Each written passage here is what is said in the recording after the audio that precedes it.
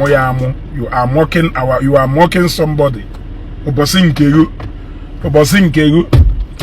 Emenam video bolone. Nah, space I don't have. Emenam video bolone. Maka the Verydarkman. Can make another one. Nka uzi live. Emegom video post to. Nka uzi live can name. E ought go in my own usual way of trying to caution people.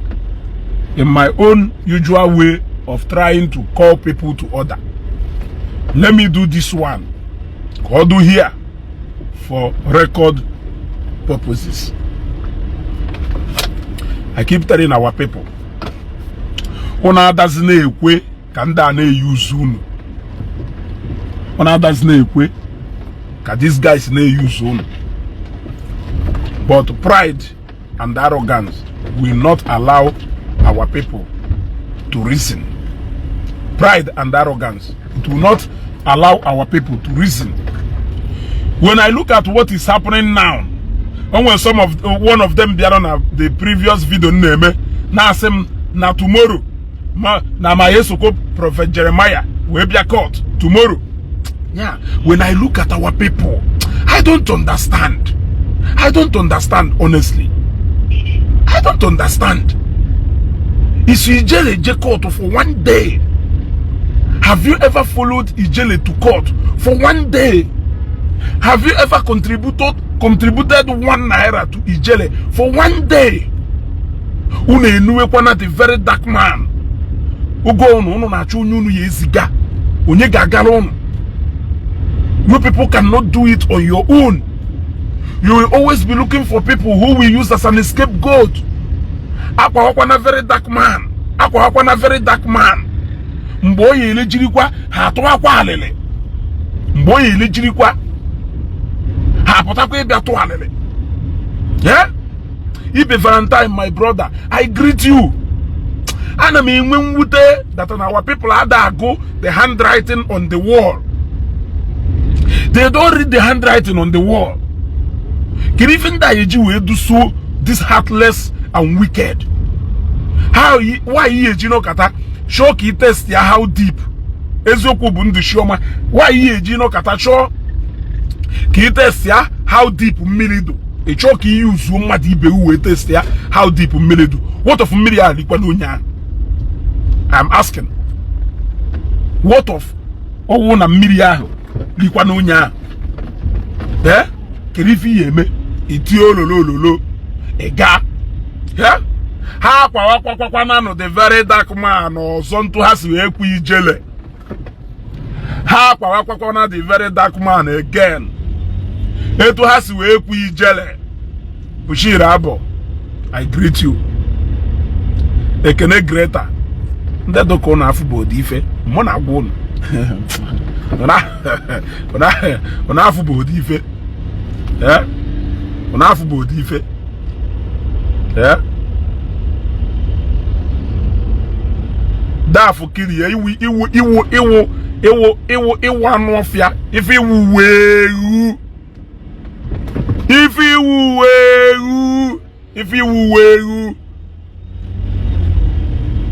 ino here na wash him ema hifo na ino here na wash him mona ya no na the same level mana ino here na wash him mona Verydarkman na the same level mona ya no na the same level who says na level man ni ya Mona ya no na the same level. Mona ya no na the same level.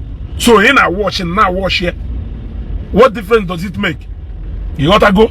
Man, they discourse here to get engagement. It was a discourse Prophet Jeremiah to get engagement. It was a discourse Prophet Jeremiah to get engagement. Ndojo.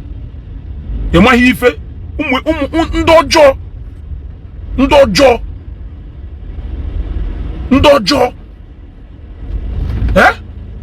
Okay, repeat that. Okay, watch it ever. Ajo mesa moto man ona na sa moto ko machine gun na sa.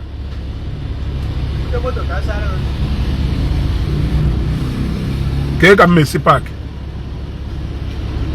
Ke ka Messi ke be mmadu ya park kwan. Eh?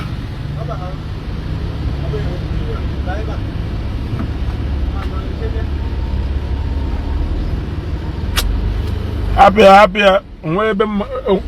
Unwe ezigbo space ebe a. You wanna go? Ha kwawakwana ye again. I swear you are funny. Sunday, Monday, hama ezoku bundu shoma. Happen da. Hapu umu ofeke. No wonder nji akpo ha umu ofeke amoho mgbe ekere nko kwa. No wonder. Nji akpo ha umu ofeke amoho mgbe ekere nko kwa. Ha kwawakwana ye again. Onye nke ha kwakpuru. Opotago. Wicked people. Oh, see they use nda amaghị ife. See they use nde do lost. See they use nde do so full of themselves. Oh, see they use ha. Wela achieve ifu no shoro. So nya wifu no shoro. Eliwu onye nganga. Oyo onye amaghị ife. Unu ejekwana Abasha. Yeta mi eji mepe. Okay. Eliwu onye nganga. Akpoyo onye amaghị ife. Ebe unu dukpuru ijele. Oputaboho. Unu aputakwana n'iwa. Fuokwa ka bread malebu. Very wicked people. Very visionless mbụ ndị nna agwa gị ife a. Si ife ha ya na-achọ onye ha ya de zo n'okpuru ihe. Ha zo n'okpuru onye a. Ha achọkwana ka ha gwa na Verydarkman wonye awo all and all. No nyawo very powerful. Etu ha si wee gwa anyị na ijelewu a great force to reckon with. That guy here end the career here. Ugochukwu Royals, unfortunately, I don't see that guy going beyond Ebo Noketa. Yes. I can't see Verydarkman going beyond Ebo Noketa. Your view is my friend's enemy is my enemy. Who is talking about your friend enemy is your enemy. Before you talk about something, be very sure that when you go to court, that you will have a good case to present. Yes. Do you think that even enemy that no will only manipulate even enemy anywhere? Yeah? Why can't you people reason, for God's sake? Ignorance is a disease. It cannot cost you anything to stay informed. Sometimes go and ask questions. If a lot of people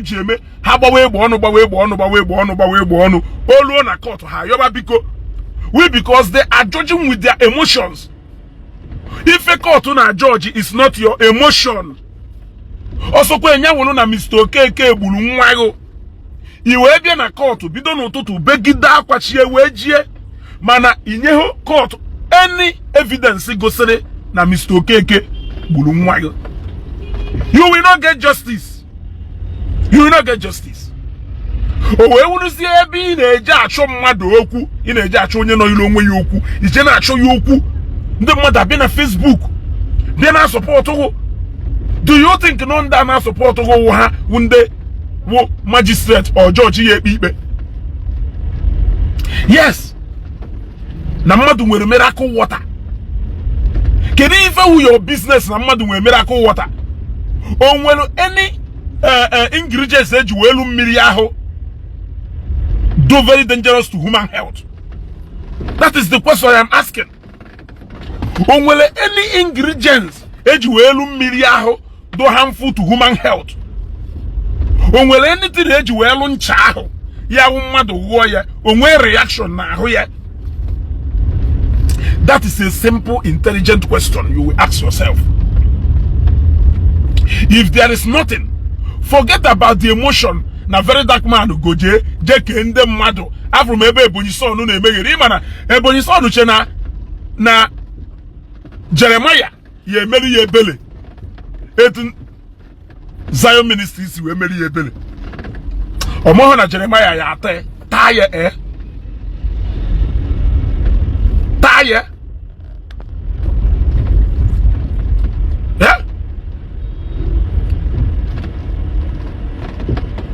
omo na Jeremiah ya taye kagunu. Na Jeremiah decided to lose spiritual soup and spiritual something. Onye chi golu nya je golu. Onye ji je golu nya je golu. onwe onye nkwụsịrị ije golu ndị dibia na ele ncha na alụrụ mmadụ ncha eji awụchapụ ụchụ ọ na ha ada afie. Yes, ndị dibia na alụ ncha eji awụchapụ ụchụ ha na-alụ perfume eji achụ ajọ mmụọ. Ụfọdụ ndị na-alụ spiritual material na-alụ money drawing oil ọ nọ n'afịa oles na ọ na-ịchọghị ịma. Yes, ọ nọ n'afịa. Jesus yuzuru mmiri, yuzuo things, yuzuo aja, yuzuo a lot of things, even to the point na mmadụ metụrụ ọnụ uwe ya aka wee dị ọcha. Yes, o mere na Bible enwere use of mantle na Bible. Hapụnụ ndị mmadụ onye nwere ife o believe. If anything, ndị ụmụ suppose ụlọ ide ekwu okwu ndị nwa dibịa na-anasịsị ndị be anyị nke wee go. Mana unu na-atụ egwu. Unu na-atụ egwu. Onye ọma na Galili daalụ. Unu na-atụ egwu. Unu kata unu na-apịa anụ nwụrụ anwụ. Unu ejebe obele ijele. Unu ejebe obele ijele. Unu ejebe obele ijele. Unu achọ akwada ka another person join. We very wicked people. Unu na-achọ onye unu ya dị use wee na-anụ local fight unu chọrọ ịda anụ. Ụmụ local ikuke. So mkpọtụ wifu unu ya dị enye. Frank News, if you people can stand as senior advocate to ijele, why can't I stand as one? Fact over fiction. Mpiago fact gbakpuo ihe edezi another thing. Meanwhile, before you did the thing, ishekwo na ide ye. Ni ide ha ya ezu ga-agbafere. Emo na ide ye no nwe ka ị na-egbu. Senior advocate of Nigeria. Afugonu ngunu. Egori especially. Egori especially. Prestan Obi, whether na man ego spiritual material or na man ego spiritual material. Onye luo as a Christian, as a Christian is supposed to do the wifi in a Prestan Obi. Yesterday program ummeru. I challenge all the Catholics. Yesterday program ummeru. I challenge all the Catholics to come out and tell me na the Catholic had go spiritual material. I challenge all of them. I challenge all the Anglicans to come out and tell me that the Anglicans had go spiritual material. I challenge them. Even you, Preston, you may be a Catholic or an Anglican. Tell me that you don't buy spiritual material. Or are you going to justify your own simply because na Jeremiah, a Pentecostal church pastor? Is that what you are telling me? I am asking you. Let us be factual. Do so much interest in personal belief in man. It's something you cannot change. The only thing you can change is that video made this morning. Now, did you see people engaging much in that video? The answer is no. Some of them want to see things change in Nigeria, but they don't want to engage the right people. They don't want to engage the right people. That is the challenge and problem I we're here. Keloka young men who you see Pota, all of a sudden they develop the habit of gossiping like market women. The young guys of these days, they gossip too much like market women. Young guys of these days, they behave more. Yeah, how they behave can they sense hand on America? How here? How can you tell me? Is it your money? Is it your money? Yes. You are a Roman Catholic but never bought holy water before. You go to church and Reverend Father bless your water. Which Reverend Father bless your water? Jena first stack. Jena first stack. Yes. Only one Catholic church don't have first stack. Nanko Kerivana Eba Nanko Market Square. Yes. Only one Catholic church don't have first stack. Nanko Market Square. Jeba heputani huye ifu ebe akpọwachara spiritual materials na table. My picture Virgin Mary, my chaplet, my candle, different types of candle. Me if I get to age am koy candle. Iwe ba ife ba kposalo hancha nine. My incense ife ba kposa hancha nine. What is so special? Nande mother I am minded their business. We are celebrating ignorance and mediocrity. What I buy with my money is none of your business. nchọ kịta alụ ụmụ ọkpa baa ya ọkpa nsọ onye chọọ ọbịakọrọ ọkpa ọgbasa ahụhụ nchọ alụ ụmụ ọkpa ebido nsiwe ọkpa siwu na ọkpa awụ ọkpa nsọ nchọ eje ntụọ perfume gwa na perfume awụ holy perfume olu gị bịa golu olu gị hapịa ọgbasa ahụhụ. My collective business with you is into the government yesi we dozi obodo a do mma.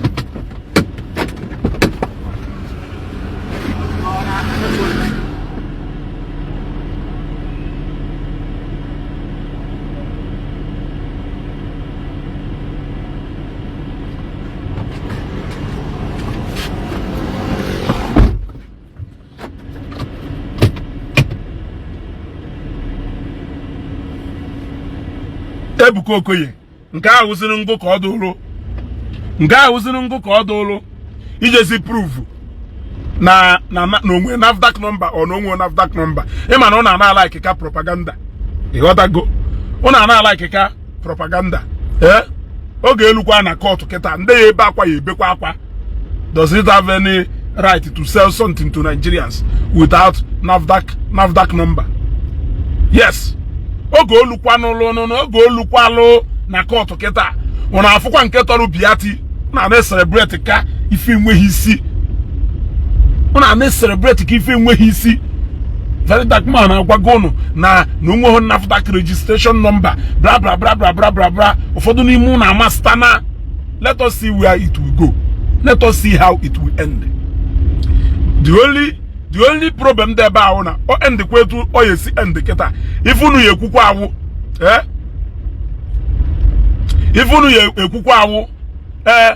no intimidation na ego ka Jeremiah usuru na Jeremiah intimidate rie since ima na ye intimidate since ima na inwe what it takes to fight your case. Why can't you respect yourself and mind your business? No matter how much you talk, you cannot influence me on what I want to do with my money. It's none of my business. Yes, a lot of people today are buying Seraphic water and drinking it. It's none of your business. Oh, na opatara na ekwu na mmiri TB Josh na mmiri Jeremiah or na product to Jeremiah enwu NAFDAC number. It will be a straight case. Yes, it will be a straight case. I am well known na work based on na that particular material and we don't have that registration number. You must not be malicious of trying to bring miracle. If you are coming from that angle, count as you go out. I will never be part of that. Yes, I will never be part of that. Oh, ne putaro say na product to Jeremiah enwe NAFDAC registration number. Mgbe go na eluzi elu ijezikpe. I am manife na eme na that one. Nke aha yi nwere ike si okay, mana no suppose ri nwe NAFDAC number. Why no nwe NAFDAC number?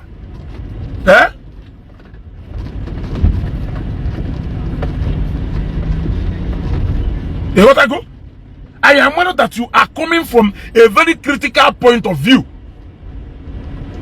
But coming out to say, na mmiri Jeremiah, na spiritual material ya, ni woje, jekeye, ni woje, jekeye nda ahụ adụghọ, ka ha ṅụọ ya ka ọ dị mma. You are simply being a fool. You are simply being a fool, but you don't know. You don't know. Paracetamol and ife niile do na hospital yet. Ndị mmadụ na-anwụ na hospital a na-ebukpu ha na mortuary. Ọ bụla ofeke ka some people na-ekwu na owojeje ka eye ndị ahụ adụghọ. Mgbe ahụ adụghọ my mom nọ na teaching hospital. Mgbe my mom ba coma. Yes, sometimes ọ na-eme ọ ba coma. Ọ nọkatakwa. O nwere ike ọ nọ na coma for like a day or 2 days. Ọ nọkatakwa opinite kwuo okwu ọdụkwa week ochiyakwa back. Mmadụ pụta wolu mmiri TB Joshua na-apị ihe n'ọnụ ọtachisi ọnụ ike na-apị ihe n'ọnụ ọtachisi ọnụ ike. Mwe gwa anti Yet is not the million on, not showing Milia. O when woke my mom mechalo binite webo anti webe. Yet is not Milia no. Yet my mom who a strong believer. But Oshoro militi be Joshua.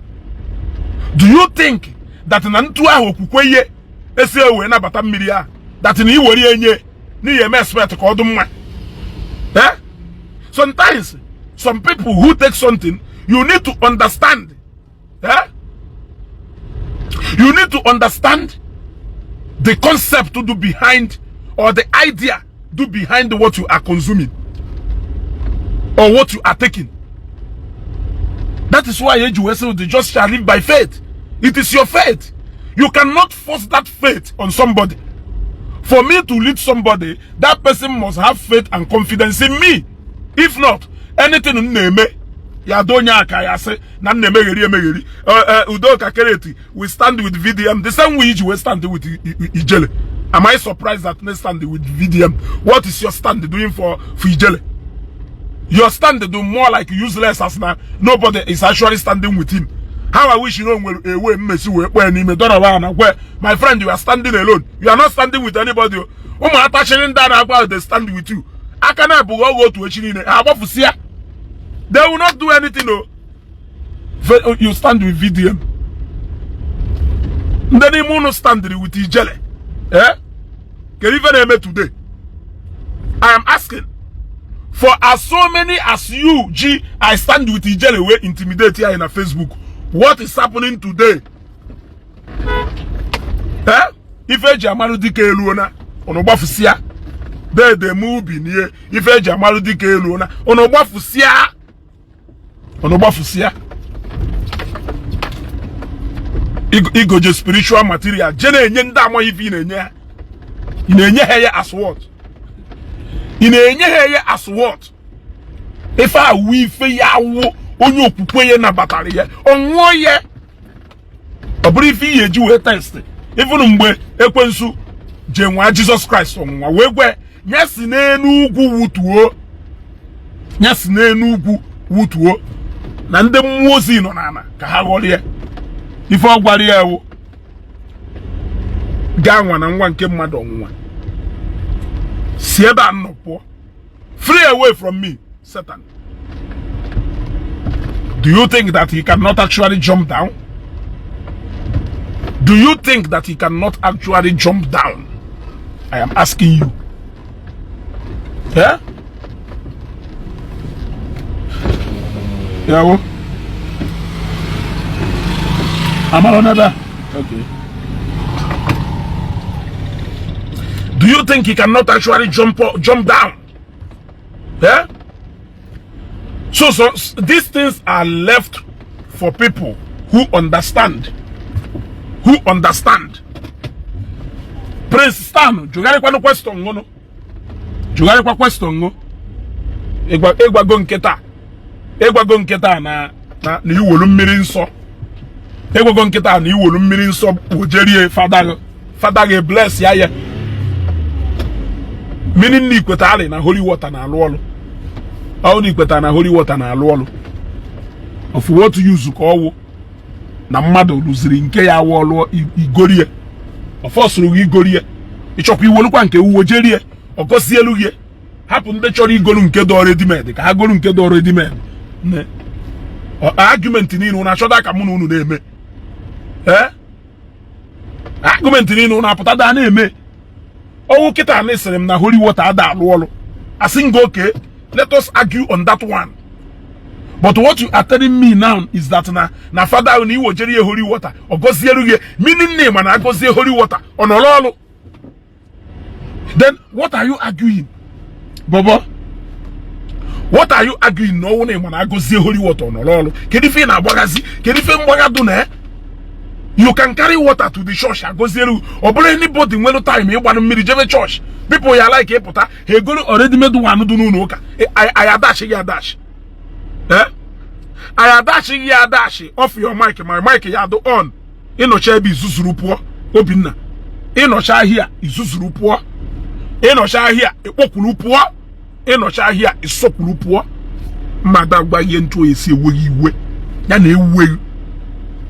na ewu ịnọcha ahịa izuzuru pụọ Facebook pages no live program keta ka nkụ izuzuru bata na my own izuzuru bata na my own say na disturb ana m disturb your family na my own page. You have right to watch anything you want to watch. You have right to watch anything you want to watch. But he decided Ibulu was but on my own page, but on my own page, but on my own page, come on off my mic now.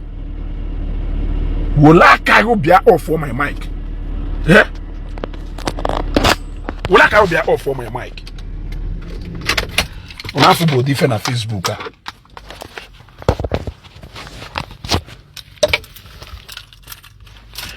On a football different na Facebook. Ono kana fupela. Mono no mechi fe na Facebook. Ono ya se no na mo na itu aka. Ko si ado. Na kedu. Mono no mechi fe na Facebook. Ono ya se no na ama ho na itu aka fe nlacha si ado. Mono no mechi fe.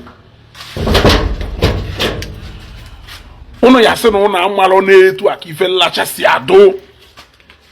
Those materials are left for people who knows the value and people who have faith in it. Yes. By go room generator oh come we ma about programmer. Manyo just say no. Guys see oh. AC auto off.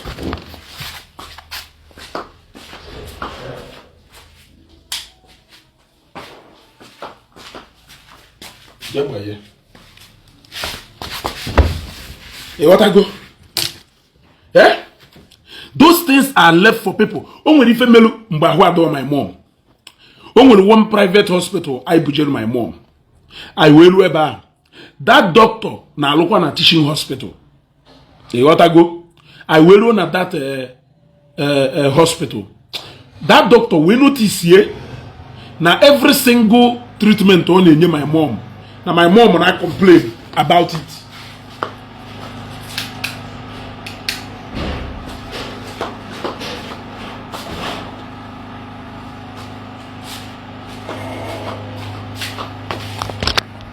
We shop down every single.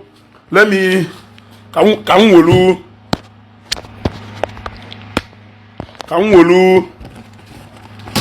we for something here. Can we for something here for here? I enjoy. This is 0 bitters. You want to go live here? This is 0 bitters. Live here. Can we lofu? Can we lofu? When you dey comment, when you see the man, will reply him. When a lot of people need the comment, can they see the man? But when you dey comment, when you see the home, I reply. You know, when you see the home. Also, how one in the comment? But when a lot of people now be here, how they comment? When you say you are making noise, or shall you engage in if you know? The answer is no. When you say off your mic, you are disturbing us. Or be engage if you know? The answer is no. When you say or be engage in if you know? The answer is no. Man, just like somebody here, Kelafe, just like Kelafe, for example, Prince Obi has been writing something against Ifen Neku. Did you see me insult him? The answer is no. What I was doing with that Kowale, according to Ifon Nede. There are so many people with different views on Akowa Nede. Man, when I see insult in your comment, I affirm that you did not even come here to listen to me. If you're here to exchange ideas with me, if you're here to distract him from even Neku, if you're here to insult him, I will give it back to you in the quantity and dosage usually. Okay, man, Allah, Allah, capable of a Okay, Chibike David Ezugo TV. As a Christian, we are not to be fighting media banter. If we are doing the right thing, all these media votes no go lead anywhere. One day, Prophet Jeremiah should have ignored him. Why suing him? Did Christ sue anybody during his time? And we are Christ-like. I don't support that. My brother, imekwa ka ijele land go nwere ebe inu. E ghọta go. All because of are we support tie na fridge ko joy because ka mmadu o block la block. Water glass na whatever ka mmadu nwo ya. Water ka mmadu nwo ya. E ghọta go. All because of as Christians we are not known for these gospels. As Christians, we are not supposed to be fighting Christ. Onya keji we Christians one n'ugwu Hausa. All na Christians rise, activate that version of the Bible kulu, kulu that na the kingdom of God suffered violence and the violent taken it by force. Ayebunda nde Christians one eburu n'ugwu Hausa today. Yes, to go global. JPAC said that Pastor Jeremiah has withdrawn the case. Does it make it any better? Our brother Ebasrena, we are not known for gospels that no support or action through Jeremiah in suing this person. They keep condemning him. No soul, very dark man. When he withdrew the case from the court, did it make it any better? They also started using it against him. During the time of Ijele, Hasere Bukobi, Omanu Nijele ahezi okwu ka ọ na-ekwu nyaje arrest Ijele ma nyaje gba ya akwụkwọ na court. Zion ministry arrest Ijele gba ya akwụkwọ na court. Hashiyatakwa back again. Sekwayo why no use the Holy Spirit we je arrest here. These are the kind of people you are dealing with. Ime nenu odo ha mma, ime nana odo ha na mma. Use the language they understand against them. That is the only language they understand. These people, peace is not in their agenda. Any attempt for you to give them peace, in a woman, yes, in a woman, ne you got out there. If I you got to that different, oh no, yeah, this Falcon fresh yogurt, you got to that different, oh no, yeah, that different who go to that this yogurt, who you got a dolun so. Can you for a blessing this yogurt? I can take it for anything. That if I'm going to do now, this is a holy yogurt. Yes, I can still drink it. If you don't drink it for the holiness of this yogurt, you will drink it for the health benefit of yogurt. If I yogurt, that different Falcon fresh yogurt. This is what it is. Yes. Ụfọdụ n'ime ha ekwu why that different yejele yogurt ele okay wori enye for dash. Maka na onwere any single thing ị na-eje na nke akwa eje eme ọ na-emerewu free. Even na ịgba afa enwezi fixed price eji agba afa yet unu na-eje eme. Tell me.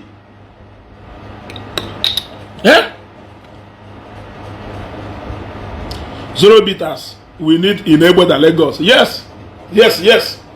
Enwelumu. Very soon, a lot of people know around Nnewi and Ndi Igbo. Just like Obosi Mmejefu Uchenna Egwato. Mmewojere Uchenna. Zero bitters. Go test ya. Uchenna. Mmebu zero bitters bia na your office that day. Can the mad full power of this mania and ekwu maka? When ndị sị na ezugo adangu zero bitters ya. But the fact is that na madangu the zero bitters na na-eme n'ọnụ. Since nji we test sha mmanya ka nna angu. Mmanya na angu. I gave it to my cousins. My cousin test ya wait here. My cousin test here the mmanya wait here mkpu. Yem. 4th Street. Omanya ka JPAC na advertise.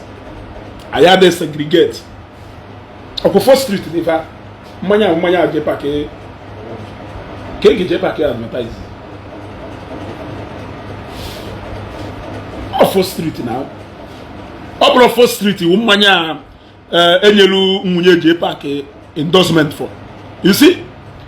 I made easy because na J-Pack advertiser mmanya. Manuel, je go na page je na J-Pack comedy. J-Pack comedy. For how malicious and how bitter our people now do. Sometimes they will claim that now I want to do bitter. Obliging when I do bitter. Obliging when I do bitter. You want to run away from zero bitters because of nonsense concern or how? Eh? Is this not 4th Street? Eh? You know they go J-Pack comedy.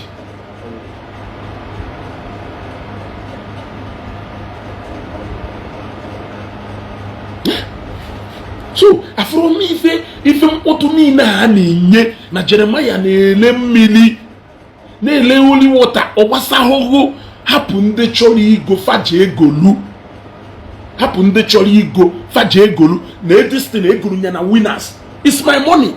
It's not your money. They did not force me to buy it. Yes. They did not force me to buy it. Yes. I bought it with my own hard-earned money. It's none of your business. I did not borrow money from you to buy it. I did not ask you of money to buy it. I bought it with my money. Yes. I bought it with my money. Eh? So, if you go here, Puzeni, you know, Ijene Kayenda Mahomaka, yeah, you know, that you will also see your for Unuji Menibo. More you will lodge Genuina Mahomakoje. Yeah? You will lodge Genuina Mahomakoje.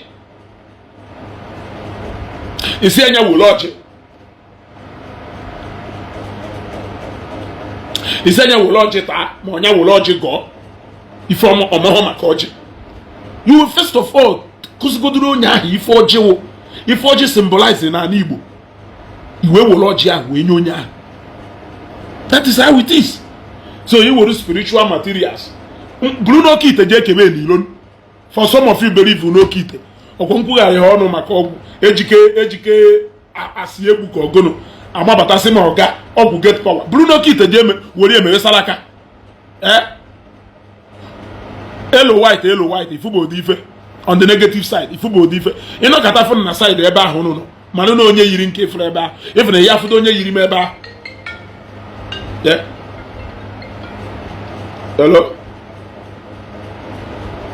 Hello, Alpha.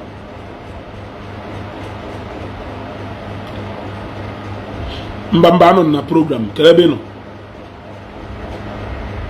Okay, I know, I did. Can you finish?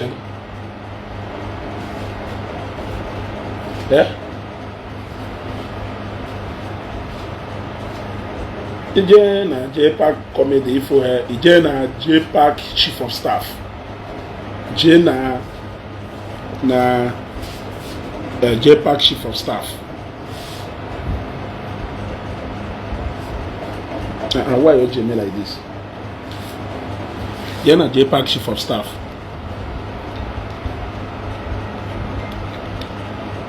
If onye kwole ewuye ozaba, if onye kwole nkota ye ozaba.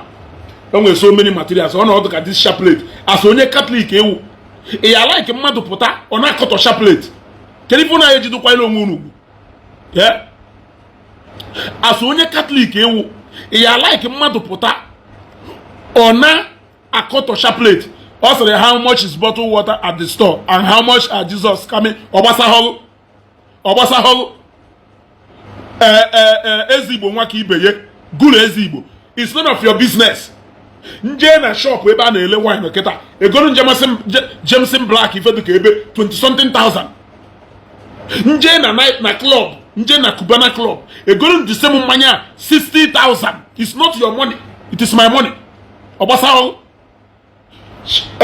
kerifa na akwe kenu mmanya mmeju we malaga atoketa. Let's say na Kampare na nje na shop kita egoro Kampare 15,000. Nje na banwe ko su wedo egoro nyebe 17,000. Nruo na Cubana club egoro nya 45 or 50,000. It is not your money. All because of namo attach a value to Cubana kanji we lu eba we can go ye times 3 egoro ma ka ego eniro. Asalonge kita gulu. Ima no neche no. Some of you neche no to smart. Also kwenye wona na ele bottle water 15 naira nilo. Mwe bata na church. We go 200 naira. It's none of your business. It's none of your business. It's none of your business. No, oge doing imana sometimes na-ekwu okwu na-eche na na-adu provoked. I don't do provoked. That is the tone nje ekwu okwu. Another's name is understand my tune, the tune of my voice. The other go onye ona nwere ife o ji wee dị iche iche. The other go as politicians. Peter Obi ji nwa ekwu okwu. Nwende na-ekwu n'ike. The other go this is nation.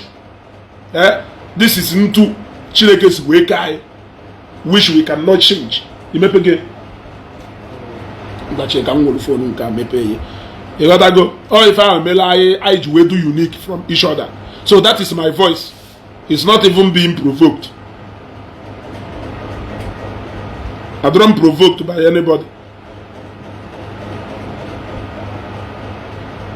The other go, or what is the same James na he na-eje go 30,000 or 28,000 nilo. Kamadu Jane a nightclub go ye 70 or 80,000 or 90,000.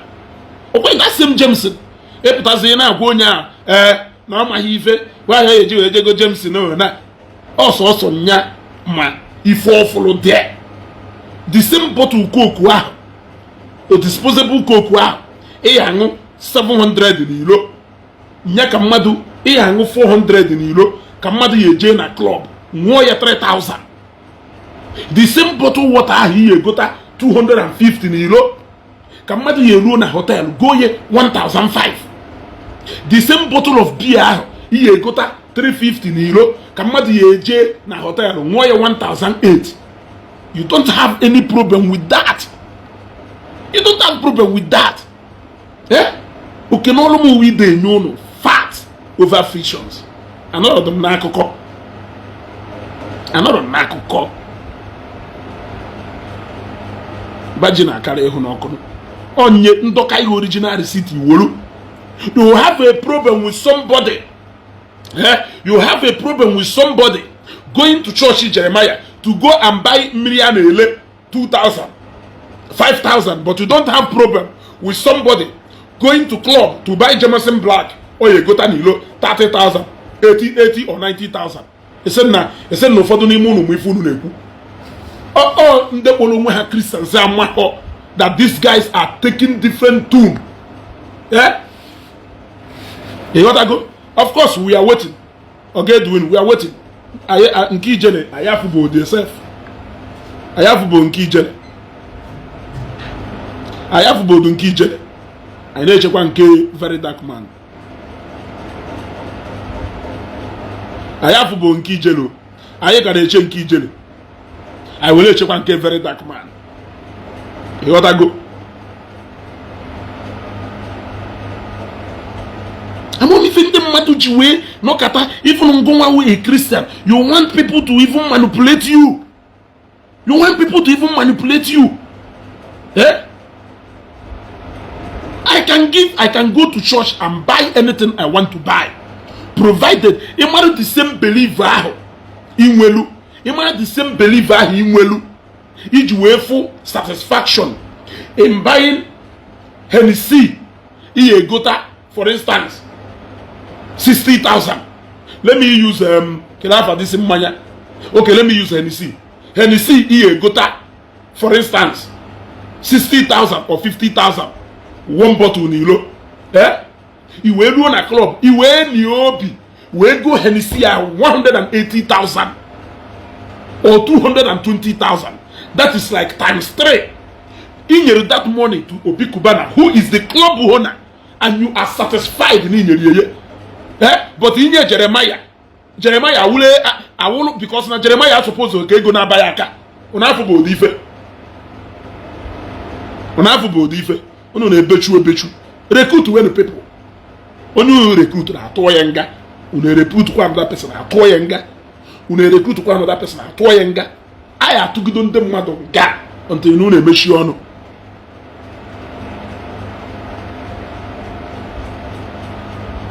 Nwoke baye ojidu post o melu we me come and see wopukwe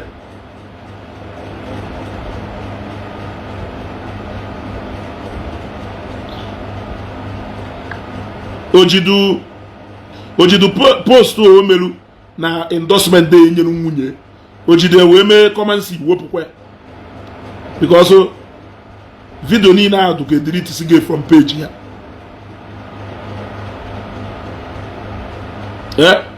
ojide wee ịdụcha endorsement ya na-enyere ya eziokwu ka ekwufe n'ala ọnụ n'ụzọ eburu ya mabata Facebook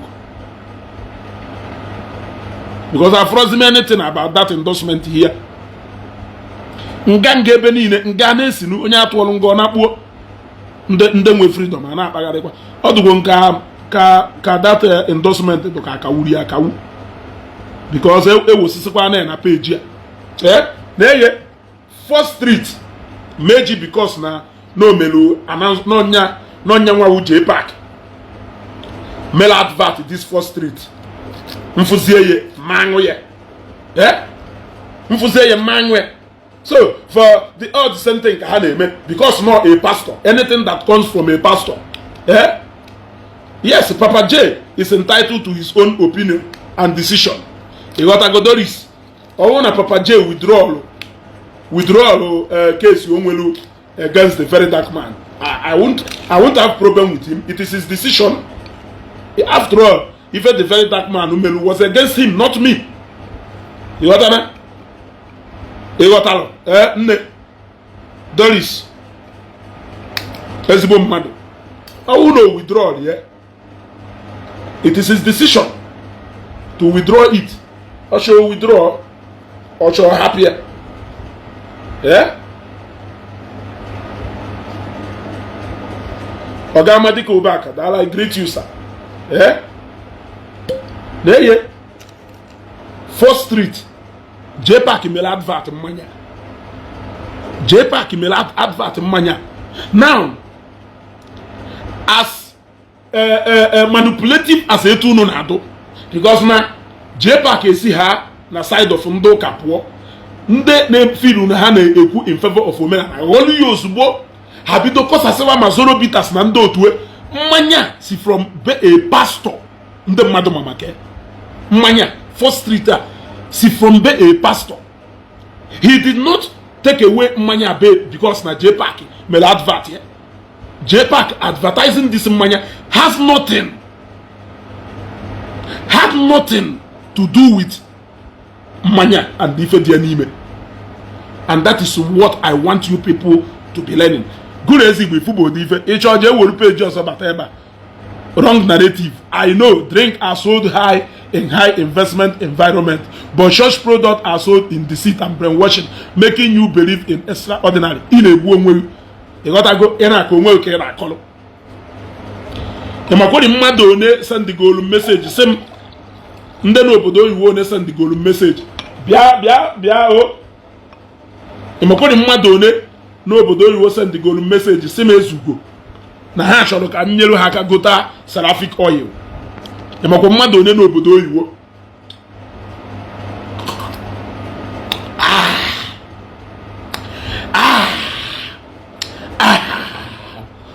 J-Park or no J-Park? 4th Street, Toloto. Only because of na J-Park advert. That is the kind of nonsense you name on Facebook, which I don't buy. Yeah? I don't buy it. We at some point let us overgrow that pettiness. All of Aketa because na J-Park advertise go mania. How put I say how about na mania or sakalen? Mania has nothing to do with me. Onye any problem with me. If I want to talk to somebody, I will talk to J-Park. Yes. Okay. Joshua Bobby, have a nice day. Bye-bye. Bye-bye. You two talk. Bye-bye. I don't want you to always listen too much. Bye-bye.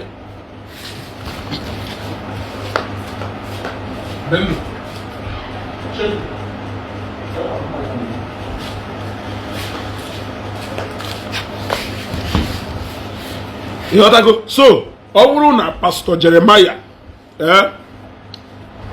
Ogedwin enjoyment will steady now. Ogedwin je chọ mmanya ụbọchị mụ na ya afụ mmenye mmanya ka ịṅụọ ịṅụcha mmanya Ogedwin ihe ekwe ka mmanya akọbeghị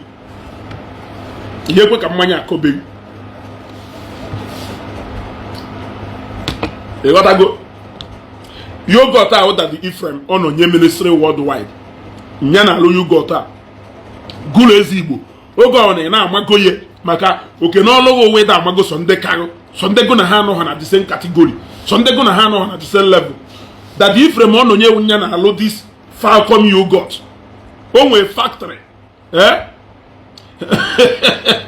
this is empire this is Akayodo off your mic o nwee factory ebe ọ na-alụ mmanya pastors are providing employment. They are creating employment to our people.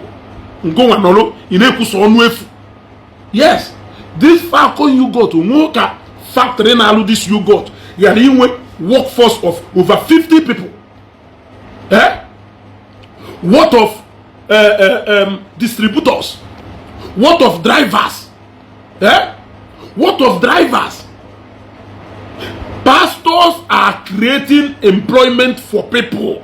You are doing nothing rather than go on. You are in a criticizing.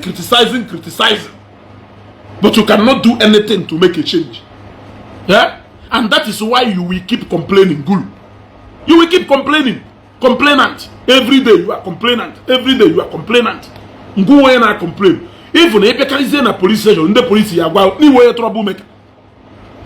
If you can na police, the police mo umunna or meeting afia ya gwa ni wonyoku no ka. God is not complain go kan go. When others are doing something, you are complaining. Akazion create zero bitters employment, you are complaining. That Ifrem na Falcon you got.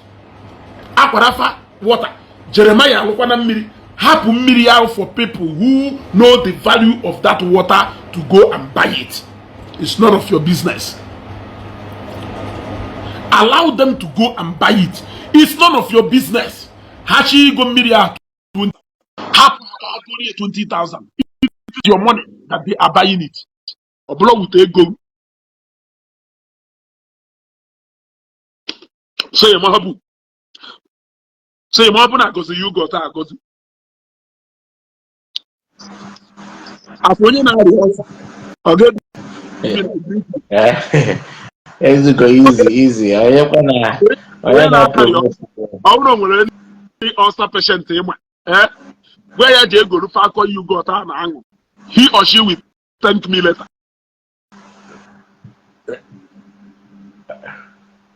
Yes. I will promote. I need that yogurt. I'll show you born not. Put one carton, you will thank me later. Let's go. Concussion in this Sunday morning. Nah, joke I will do it.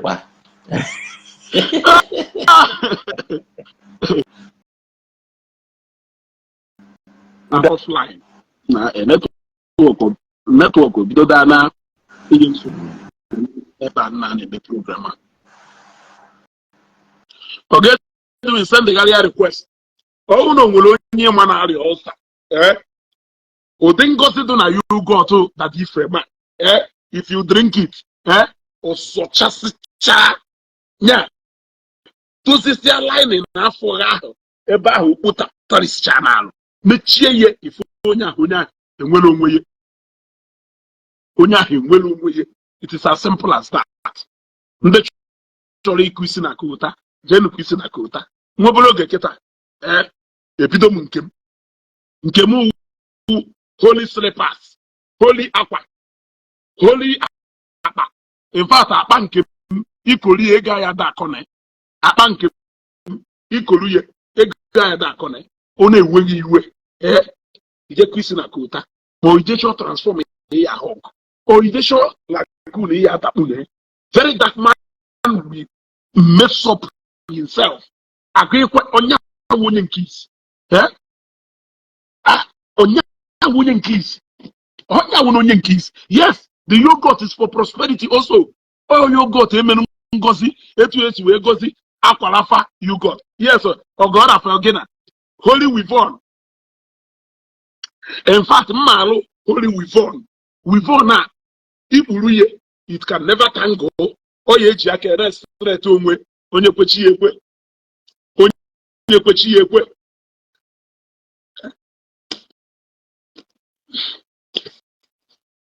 I believe na mmiri Father na-efe ewu mmiri nsọ. Mana I believe na onye ọzọ nwere ike igosikwa mmiri. Is that not the seat of the highest order? Jebulu communion wine ngwanu. Every month na-egwelu holy materials. Jebulu communion wine n'ụwa nke ngwa na ngwa first street. Mbia behu wolu communion wine. By the way, I was saying something before I was interrupted. Now that hospital, my mom no that hospital. Mana that doctor biana na anya. So na my mom other compliment. Yeah. Okay. This month is to be before my abapo noko. If you wewu and if you watoro because me wewu na atoro. Onya ki eji we je na page Verydarkman. Okwu ife di no ekukucha. Je na nke waja e na fa ride on ebe na nke owo na m na if one iwe if one e ma ife if one na agba nsokwu agba and because na agba nsokwu agba because na e ma ife because na iwe mma ewopu na group of ndem ife you are not it don't want it to be here. It's supposed to be here in the first place. You got that? You are not even supposed to have been here in the first place. Based on that, Susu out of this page. Where are you? Kelebino. Okay. Jam. Yes. Off you go. Off you go.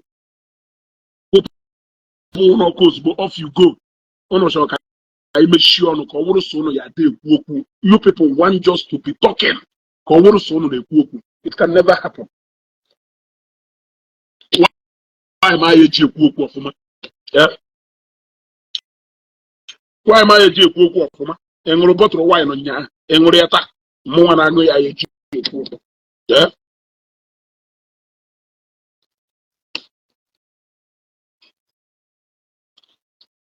And Roboto wine on ya, and Riata, my Jew. On a major occasion, and one wine, and pop of an the same make no. Why am I a Jew? All hold me, Pokuyam, or this. Now, that doctor, we was now for the fact that now my mom, I accept her that treatment on it. No, this treatment also called my mom ever.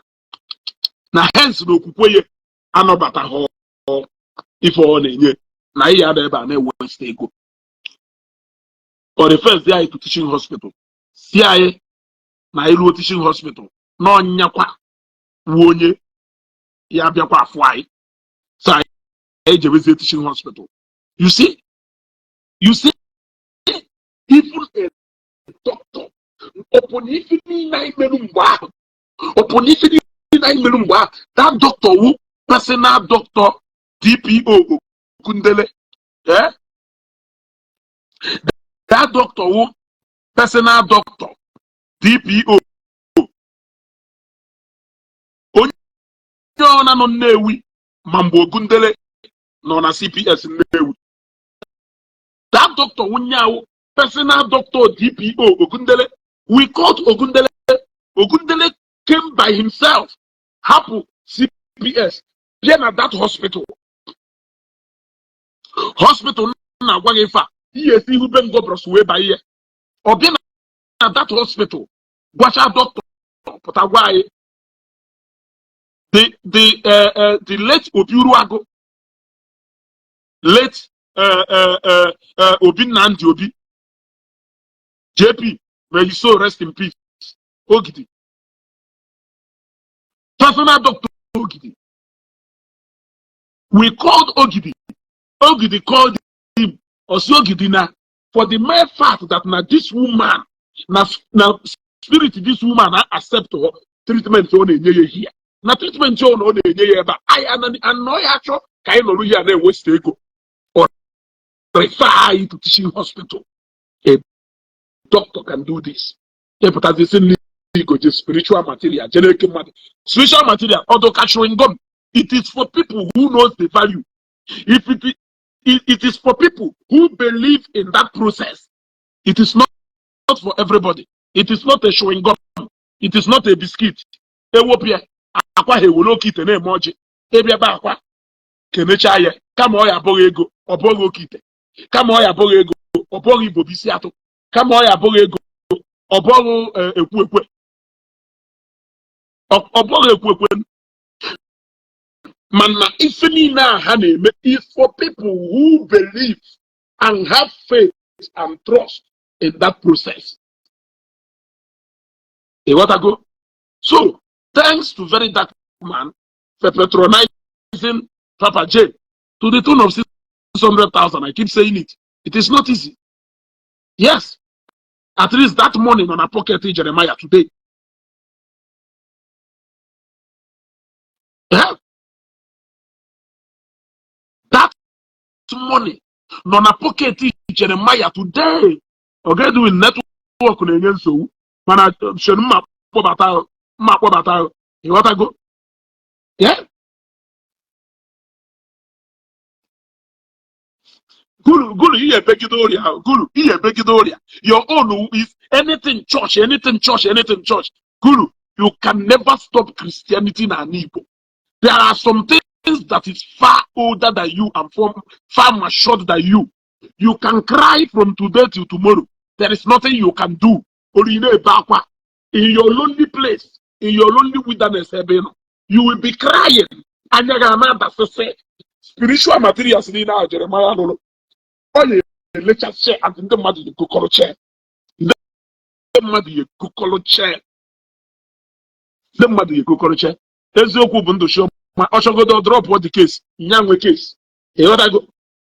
Even in the Jerry show had drop case against Jerry. Lesson has been learned. I drop case in Verydarkman. Decision on the case.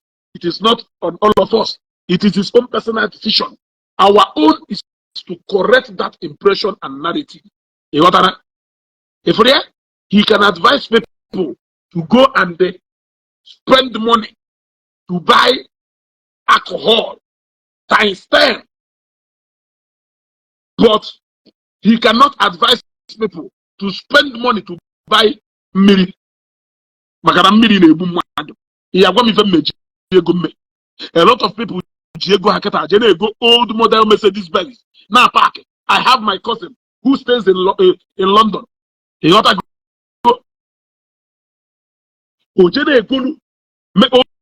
old model Mercedes. Old model I know. Ono ya mafida ahụ mme nwa ụkọchukwu dike. Nwa the legendary ụkọchukwu dike. Ụkọchukwu dike a na-ekwu maka nwa a citizen ko ebe na gwaleva. One go vintage Mercedes now park here. Go a lot. It is his money. It is not your business. He knows why he is doing that. Only him believes in that process. Go and focus on your life. You have your life. You have your children. You have your family to look after. Go and focus in looking after your family. And what I go and focus in looking after your family. Eh? It will rain like water, and the rain, it will be another test case to show the likes of Gulu that okay, Rigonenu rice, or Atakido rice, after you chew a boa, okay, rice, a there are things you cannot advise people except on a good the kind of relationship, and that is number one. What to buy with their money. What to buy with their money.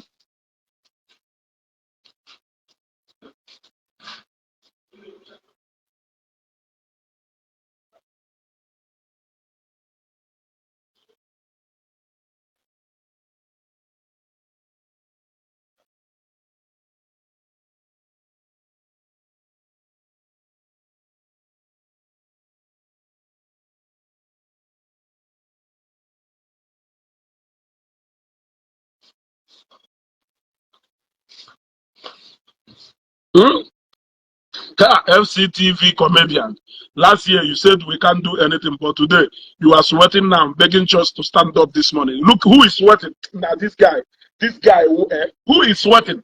A sweat is going to happen to people who don't sweat. You people are not doing anything. Have you done anything?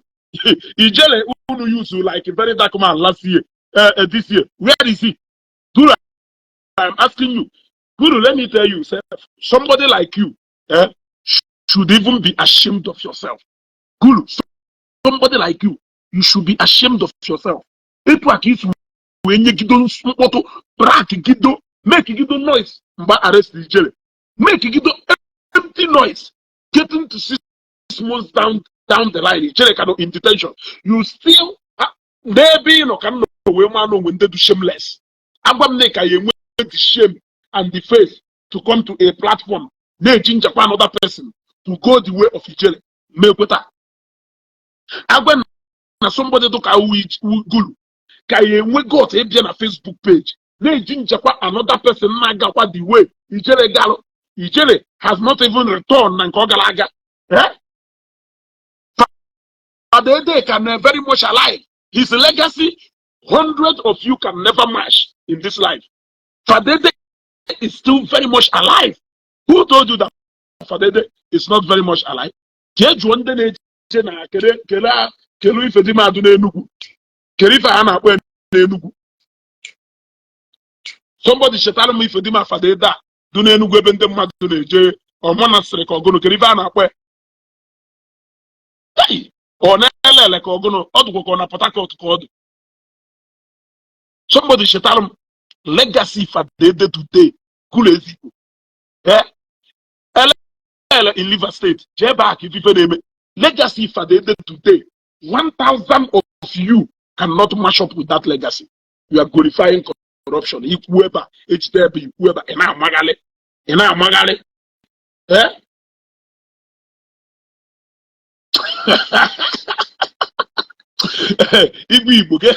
Igbo. Church Jeremiah no one Mexiland Igbo now.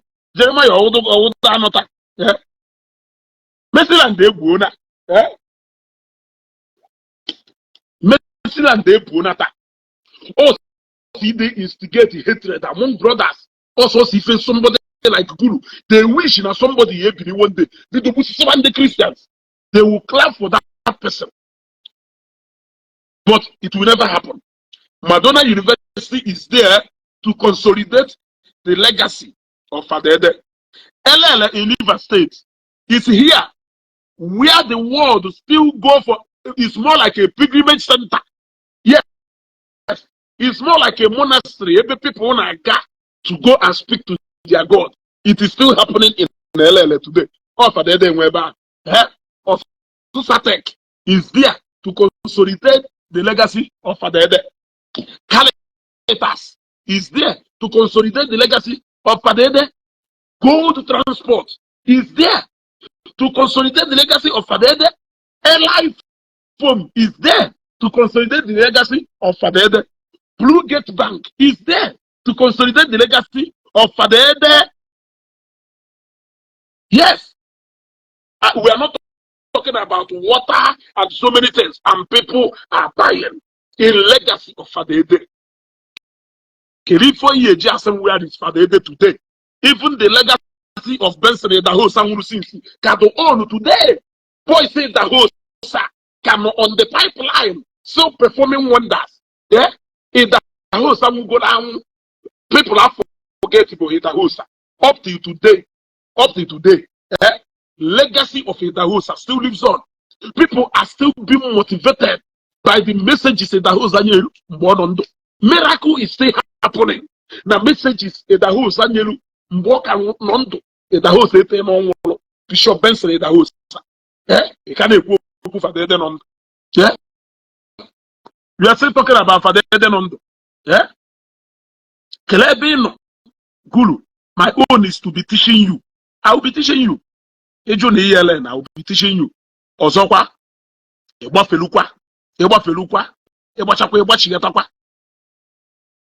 yes, even the mail na page mo. ịgbafele n'ebe nkundu ịgbachakwa ịgbachi ya takwa ịgbachakwa shako cross. Of course, if my father and my mother can teach me this, why can't I teach my children? I am asking you, if my father and my mother can bring me up in this manner, why can't I bring my children up in that manner? Have I regretted them raising me up in this way? Have I done that? The answer is no. So if I have not regretted them raising me up in this manner, why will I not raise my children in this manner? I will raise my children in the fear of God. I will raise my children to know that Jesus Christ is the King. I will raise my children. I will raise my children in a pure Christian way. Ayakoya miri. Ayakoya miri. What I go? Ayakoya miri. Jesus Christ is the important dead on our own. Not for good if on a the Verydarkman. Ozune bebe kwa. Etu akunu si luputa Matthias na bebe wu na efu. Ugboro leto ka ayi ka agbosi asịrị na ajụrụ nwata ọgụrụ ugburu nne ya ọsị na ọwa eju. Ajụọ nwata ọgụrụ ugburu nna ya ọsị na ọwa eju. Ajụọ nwata gịnị ka iji n'aka ọsị na ọwa eju. Ewe jụọ ya, nwa m ndụ na-agụkwogu. Nwa m ndụ na-agụkwogu. Kedu ife mee Matthias ji wee je nga ife unu na-ekwu? Kedu ife debere ijere isi n'anya ebe ọ nọ ife unu na-ekwu? Kedu ife merụ onye obodo na Ebonyi Son ji wee pụọ ọsọ mberede ife unu na-ekwu? The same thing kwa ka Verydarkman pụtakwara again. Unu join kwa ya again. Chabakwa ya ọkụ. N'enu Matthias ese I stand with Verydarkman. Stand there Matthias wurukwo maka stand anam agwa. Stand there Matthias wurukwo maka stand nna agba ọkpa na-akụ n'isi. Stand there Matthias wurukwo maka stand there Matthias nna agba ọkpa ma na-akụ n'isi. Stand with Matthias. He stand with Ijele till today. Onwepụ anything unu nwere ike imenwuru Ijele. Ọpọ na-ereduce ka e na-ego ahụ eji wee grantiri ya bel for ka e na-ego ahụ 1,000 naira. Ọkwụnụ ka nkụ ọkwụ nọmba unu too much. Ka e na-ego ahụ 1,000 or 5,000 unu ya erezie sinu n'ime ụmụ unu chụọ onye nwe property. So n'ime na unu ha enye mkpọtụ a onwe onye nwe property na VGC or VI or Ikoyi unu ha enye mkpọtụ niile na Facebook. Onwe onye n'ime unu nwere property worth of 1 billion. Onwe onye n'ime unu nwere a single property worth of 5 billion. Unu na-enye mkpọtụ. Unu na-enye mkpọtụ. I stand with the Verydarkman. Oshenu ụdị property ayo tiri Ijele as security. Oshenu uno do na mkpọ. Oshenu uno do na mkpọ. O ife ochi. Ka oshenu real estate business na pyramid dam n'ime Enugu State ebe a na-ere na 500,000 or 600,000. Oshenu ụdị property aka ka eji ana mmadụ n'aka as security.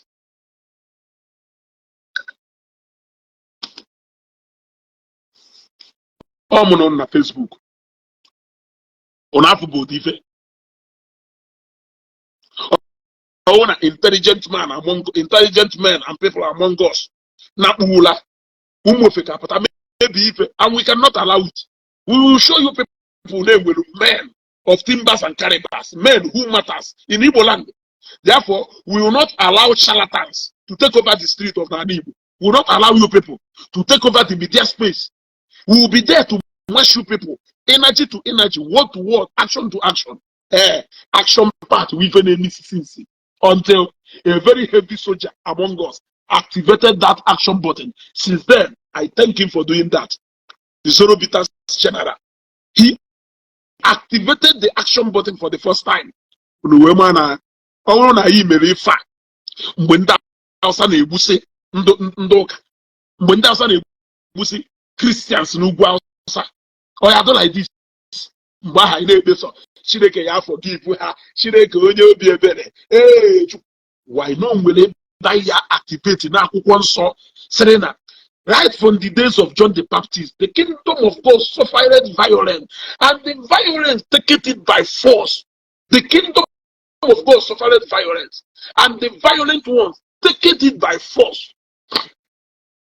That was the part now once accusation activated with full force. In a regret here, regret here, because no battle. Win or get win, more sips of zero bitters. Mm. Mm. Mm. Yeah, the African pride. The African pride.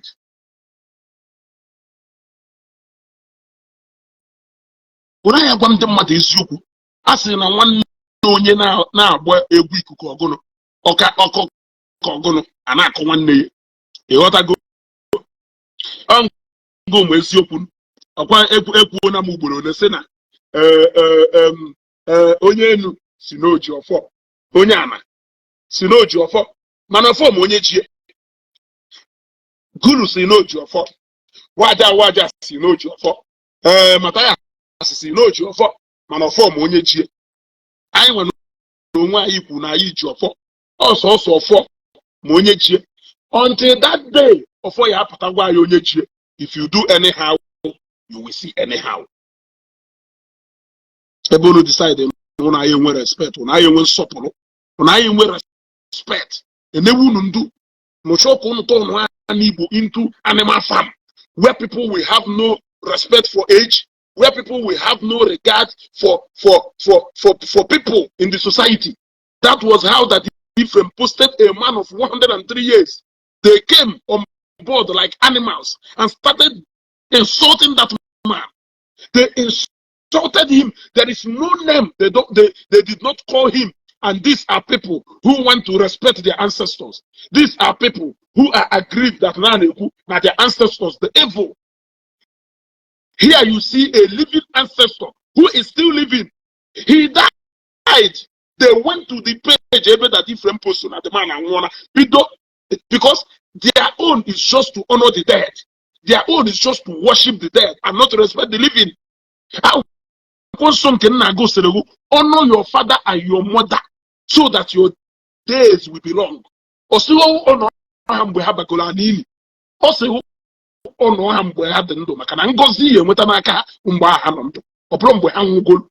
Yes, o wee mee ka anyị mara na ife na ọchịchị enweghị mmekọ onye nwụrụ anwụ na onye tụ ndụ. Ịghọtago? Our own is to remember them. Our own is to live in the memory of them. Ịghọtago? Ịghọtago? Our own is to live in the memory of them, to always have their image that these people, if not living in the memory of them, if not remembering them, what else?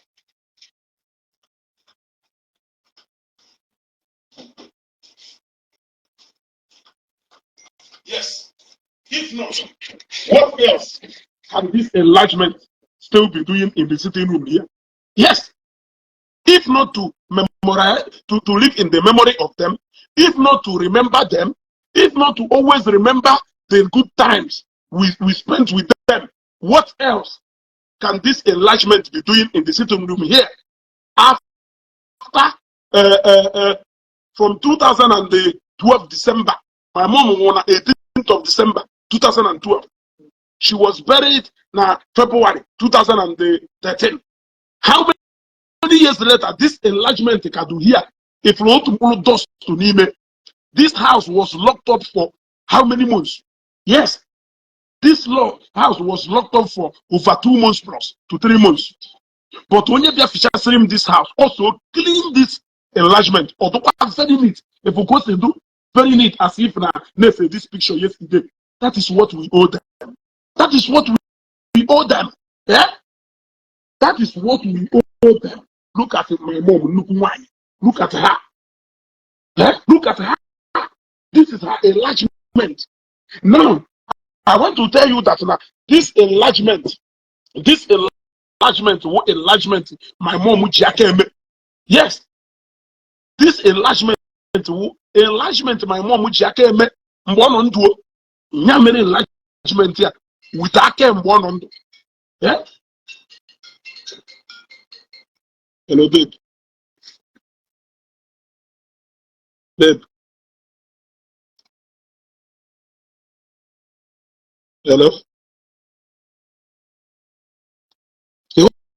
What I go? Yeah, enlargement here born on. How many years later this enlargement got to here? Okay, my sister said, I use Shalomba Aquaria, Doshana room ye, Doshana bedroom ye. You see, oh, Doshana bedroom ye, oh, Doshana bedroom ye. But what we owe my mom was yes, what we did for her when she was still alive. The blessing she owes us. If that blessing, yes, the only thing we can do for them now, the only thing we can do for them now is what? To always remember them. With zero halo. Can the Bible say no? Nani oluaye kai juwe. It will take me into asking you a question. Since you believe that every ancestors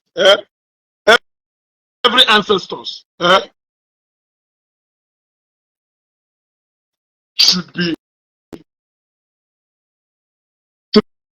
treated like a king or like a saint, that all the ancestors should be treated like a saint, then I will ask you, that person, Onye, see the other door now. Okay, I will end this broadcast because I'm going to visitor now. So I will come back again. Remember that this today was Sunday, woto back to back. Don't play.